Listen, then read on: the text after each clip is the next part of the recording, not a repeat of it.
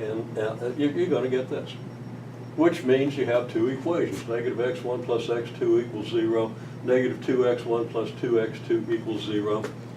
And now, if you solve the first one, you put the x2 on the other side and multiply by negative, you get x1 equals x2.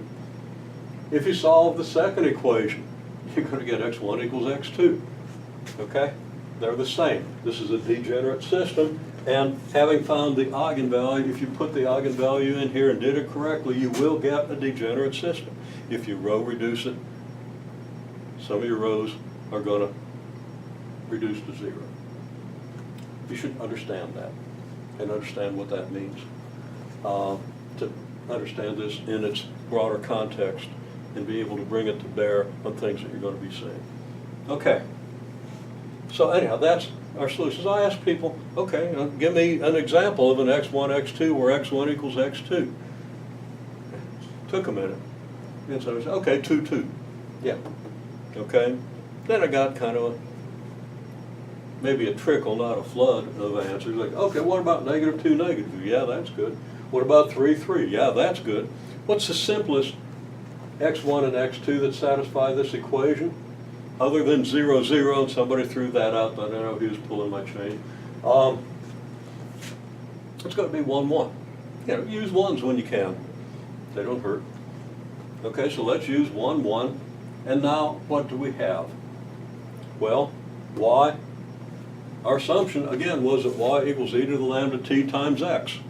Well, we just found x. X is 1, 1.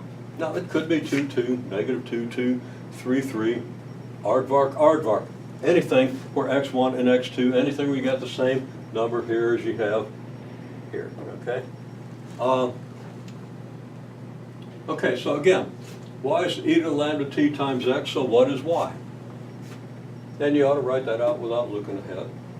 Well, our assumption here is lambda equals 3. We haven't said anything different, and everything we've done so far requires that lambda be 3, or at least follows from lambda equals 3. So, we still got lambda equals 3, so e to the lambda t is e to the 3t. Our x vector is at 1, 1, so our vector is e to the t, e to the t. Now, we can take this vector, plug it back into the original system of equations, and it works. But let's be even more explicit about what this means. Okay? Now, I could have said, and I originally had, y1, y2 equals e to the t, e to 3t, e to the 3t. Because our solution vector was assumed to be y1, y2. Well, we've got two eigenvalues. We're going to anticipate a little. And what I want to call this one then is the y1, y2 for our first eigenvalue. Doesn't matter which eigenvalue is first, but we did lambda equals 3 first. So instead of y1, y2, I'm going to call this y11, y12. The 1 in front means this is part of our first solution vector. Okay, it's the solution vector we get for our lambda equal 3. We call that lambda 1 if you want. Matter of fact, just to make the connection, I'll use lambda 1 equals 1, lambda 2 equals 2. And we're not squaring the word find. It's not associated with the x. Okay. So now we're going to call this our solution y1. I'm putting an arrow over the top of it, so this would not be confused with this y1 or this y1 or any other y1 that we might have written down.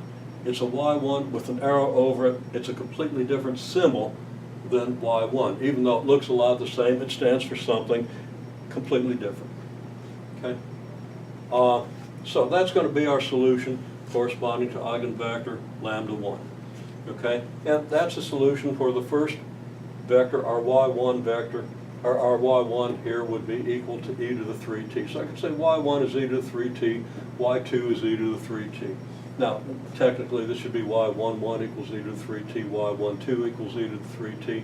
But I want to substitute these back into the original equation. So within the context of our first eigenvector and our y1 solution, the y1 and y2 we get for our vector, the y1 and y2 we're going to substitute back in here are this and this. So y1 e to the 3t y2 equals e to the 3t. We check that and see easily that it's a solution to our system of equations. The check you can do in your head. y1 e to the 3t, y2 is e to the 3t, so 2y1 is 2e to the 3t, y2 is e to the 3t. We add them up, we get 3e to the 3t. And what's the derivative of y1? Well, the derivative of this is 3e to the 3t, so it satisfies the first equation, and the second equation is equally easy to verify. So you want to check that to make sure you got the right solution, but that works. This worked. Okay. Well, we're going to proceed to get our y2 solution, and all I did, I said, okay, if lambda equals 4, dot, dot, dot, so y1, y2 equals e to the 4t times what vector, and you're going to fill in these blanks here. So we're going to fill in these blanks, and then we're going to call this, instead of y1, y2, we'll call it y21, y22, and call our solution y2 vector.